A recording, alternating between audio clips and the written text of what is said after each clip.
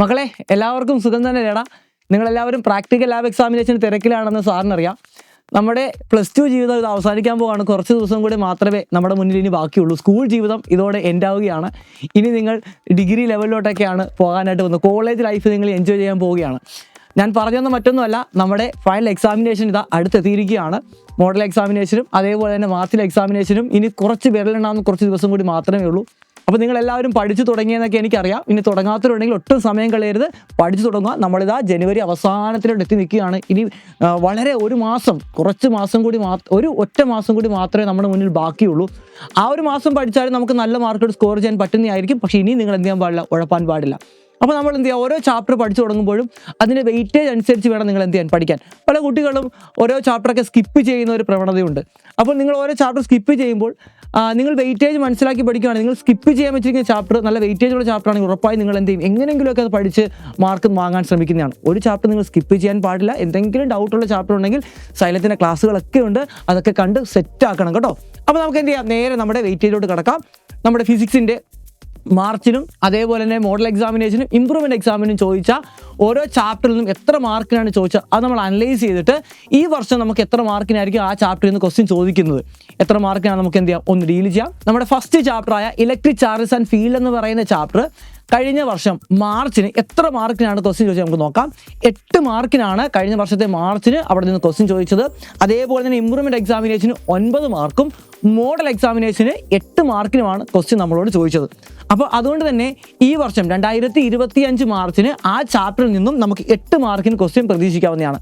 ഇനി നമ്മൾ സെക്കൻഡ് ചാപ്റ്ററായ നമുക്ക് എല്ലാവർക്കും അറിയാം ഇലക്ട്രോസ്റ്റാറ്റിക് പൊട്ടൻഷ്യൽ ആൻഡ് കപ്പാസിറ്റൻസ് എന്ന് പറയുന്ന ചാപ്റ്ററിൽ നിന്നും നമുക്ക് മാർച്ച് എക്സാമിനേഷന് 8 മാർക്കിനും ഇംപ്രൂവ്മെൻറ്റ് എക്സാമിനേഷൻ 8 മാർക്കിനും അതേപോലെ തന്നെ നമ്മുടെ മോഡൽ എക്സാമിനേഷന് 7 മാർക്കിനുമാണ് ക്വസ്റ്റ്യൻ ചോദിച്ചത്.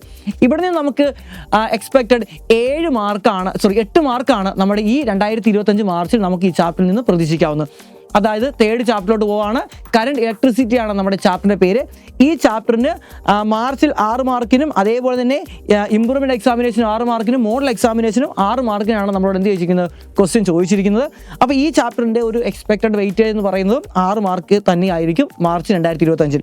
ഇനി നമ്മൾ അടുത്ത ചാപ്റ്ററായ നമുക്ക് എല്ലാവർക്കും അറിയാവുന്നതാണ് മൂവിങ് ചാർജസ് ആൻഡ് മാഗ്നറ്റിസം. അല്പം വെയിറ്റേജ് കൂടിയ ചാപ്റ്ററാണ് മൂവിങ് ചാർജസ് ആൻഡ് മാഗ്നറ്റിസം എന്ന് പറയുന്നത്. അവിടെ മാർച്ച് എക്സാമിനേഷന് 8 മാർക്കിനും ഇംപ്രൂവ്മെൻറ്റ് എക്സാമിനേഷന് 8 മാർക്കിനും മോഡൽ എക്സാമിനേഷൻ 8 മാർക്കിനാണ് ചോദിച്ചിരിക്കുന്നത്. അതുകൊണ്ട് തന്നെ നമുക്ക് ഈ വർഷവും 8 മാർക്ക് വരെ നമുക്ക് ആ ചാപ്റ്ററിൽ നിന്ന് ക്വസ്റ്റ്യൻ പ്രതീക്ഷിക്കാവുന്നതാണ്. അതിനുശേഷം വരുന്ന ചാപ്റ്റർ എന്താണ്, മാഗ്നറ്റിക്സ് ആൻഡ് മാറ്റർ ആണ്. അല്പം വെയിറ്റേജ് താരതമ്യേന കുറവുള്ള ചാപ്റ്ററാണ് മാഗ്നറ്റിക്സ് ആൻഡ് മാറ്റർ എന്ന് പറയുന്നത്. മാർച്ച് എക്സാമിനേഷൻ 5 മാർക്കിനും അതേപോലെ തന്നെ ഇംപ്രൂവ്മെൻറ്റ് എക്സാമിനേഷൻ 5 മാർക്കിനും മോഡൽ എക്സാമിനേഷന് ആ ചാപ്റ്ററിൽ നിന്ന് 6 മാർക്കിനുമാണ് ക്വസ്റ്റ്യൻ ചോദിച്ചത്. അപ്പോൾ ഏകദേശം നമുക്ക് ഒരു 5 മാർക്ക് ഈ വർഷം നമുക്ക് അവിടെ നിന്ന് പ്രതീക്ഷിക്കാവുന്നതാണ്. അതിനുശേഷം വരുന്ന ചാപ്റ്റർ എന്താണ്, ഇലക്ട്രോ മാഗ്നറ്റിക് ഇൻഡക്ഷൻ എന്ന് പറയുന്ന ചാപ്റ്ററാണ്. ഇലക്ട്രോ മാഗ്നറ്റിക് ഇൻഡക്ഷനകത്ത് നമ്മളോട് ചോദിച്ച മാർച്ച് എക്സാമിനേഷന് 5 മാർക്ക്, മോഡൽ എക്സാമിനേഷന് ഇംപ്രൂവ്മെൻറ്റ് എക്സാമിനേഷനും 5 മാർക്കിനാണ് ക്വസ്റ്റ്യൻ ചോദിച്ചത്. അവിടെ നമുക്ക് 5 മാർക്ക് ഈ വർഷം പ്രതീക്ഷിക്കാവുന്നതാണ്. അടുത്തൊരു വെയിറ്റേജ് കൂടിയൊരു ചാപ്റ്ററാണ്. നമുക്ക് എല്ലാവർക്കും അറിയാം ആൾട്ടർനേറ്റിംഗ് കറണ്ട് ആണ്. ആൾട്ടർനേറ്റിംഗ് കറണ്ട് AC-യിൽ നിന്നും മാർച്ച് എക്സാമിനേഷന് 7 മാർക്ക്, ഇംപ്രൂവ്മെൻറ്റ് എക്സാമിനേഷന് 7 മാർക്ക്, അതേപോലെ തന്നെ മോഡൽ എക്സാമിനേഷനും 7 മാർക്കിനാണ് ചോദിച്ചത്. അപ്പോൾ ഈ ചാപ്റ്ററും 7 മാർക്ക് നമുക്ക് വെയിറ്റേജ് പ്രതീക്ഷിക്കാവുന്നതാണ്. ദെൻ അതിനുശേഷം വരുന്ന അടുത്ത ചാപ്റ്ററായ ഒരു കുഞ്ഞു ചാപ്റ്ററാണ്, നമുക്ക് എല്ലാവർക്കും അറിയാവുന്നതാണ് ഇലക്ട്രോ മാഗ്നറ്റിക് വേവ് എന്ന് പറയുന്ന ചാപ്റ്റർ. ഇലക്ട്രോ മാഗ്നറ്റിക് വേവിന് 3 മാർക്കാണ് മാർച്ച് എക്സാമിനേഷനും അതേപോലെ തന്നെ ഇംപ്രൂവ്മെൻറ്റ് എക്സാമിനേഷനും 3 മാർക്കിനാണ് ചോദിച്ചത്. മോഡൽ എക്സാമിനേഷന് 4 മാർക്കിനാണ് ചോദിച്ചത്. അപ്പോൾ നമുക്ക് ഏകദേശം ഒരു 3 മാർക്ക് ഈ വർഷം നമുക്ക് പ്രതീക്ഷിക്കാവുന്നതാണ്. അതിനുശേഷം വരുന്ന ചാപ്റ്ററായ ഏറ്റവും വെയിറ്റേജ് കൂടിയ +2 ഫിസിക്സിലെ ഏറ്റവും വലിയ ചാപ്റ്റർ എന്ന് നമുക്ക് വിശേഷിക്കാൻ പറ്റുന്ന ഒരു ചാപ്റ്ററാണ് റേ ഒപ്റ്റിക്സ് എന്ന് പറയുന്ന ചാപ്റ്റർ അല്ലേ. ഈ റേ ഒപ്റ്റിക്സിൽ നിന്നും മാർച്ചിന് 10 മാർക്കിനാണ് ക്വസ്റ്റ്യൻ ചോദിച്ചത്.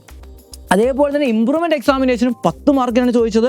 മോഡൽ എക്സാമിനേഷൻ മാത്രം 1 മാർക്ക് കുറഞ്ഞ് 9 മാർക്കിനുമാണ് ചോദിച്ചത്. അപ്പോൾ നമ്മൾ നോക്കുകയാണെങ്കിൽ ഈ ചാപ്റ്ററിൻ്റെ ഏകദേശം വെയിറ്റേജ് എത്ര മാർക്ക് തന്നെയായിരിക്കും, 10 മാർക്ക് നമുക്ക് എന്ത് ചെയ്യാം ഈ വർഷവും നമുക്ക് പ്രതീക്ഷിക്കാവുന്ന ഒരു വലിയൊരു ചാപ്റ്ററാണ് ray optics and optical instrument എന്ന് പറയുന്ന ചാപ്റ്റർ. അതിനുശേഷം വരുന്ന അടുത്ത ചാപ്റ്റർ എന്താണ്, വേവ് ഒപ്റ്റിക്സ് ആണ് അല്ലേ.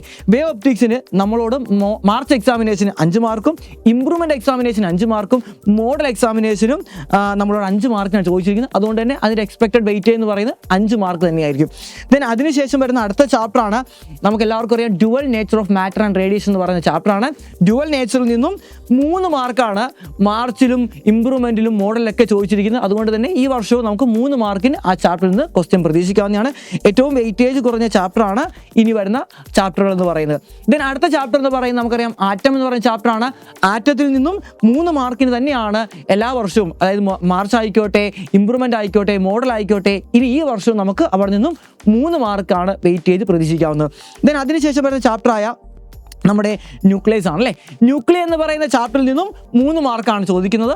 മാർച്ചിനും ഇംപ്രൂവ്മെൻറ്റിനും മോഡലിനും 3 ചോദിച്ചു. ഈ വർഷം നമുക്ക് ചോദിക്കുന്നത് 3 മാർക്ക് തന്നെയായിരിക്കും. ദ ലാസ്റ്റ് ചാപ്റ്ററായ നമ്മളുടെ സെമി കണ്ടക്ടർ ഇലക്ട്രോണിക്സ് എന്ന ചാപ്റ്ററാണ്.